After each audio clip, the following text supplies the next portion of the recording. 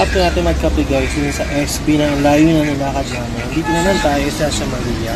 Magpo-food trip naman tayo. Pero nag-dinner na yung mga person ha. Nagsasawar na tayo sa roasted dito.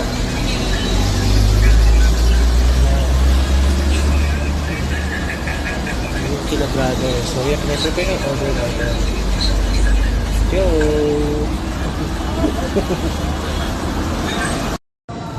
So ayan guys, pinaprepare ni ating shawarma at niluto naman yung roasted.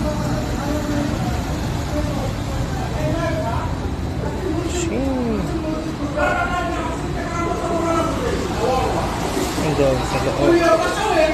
Ayan yung menu nila sa loob. Hello brother! Hello! Hi! Shawarma!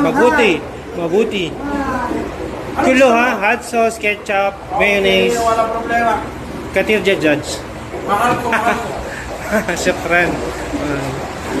Yan. So niluto na yung roasted naman dito guys.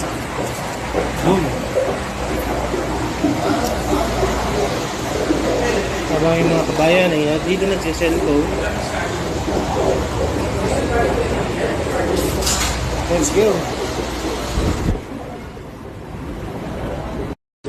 So yun guys, second round na to ng shawarma dahil small lang in order natin. So pangalawang shawarma ito. Tapos may broasted tayo.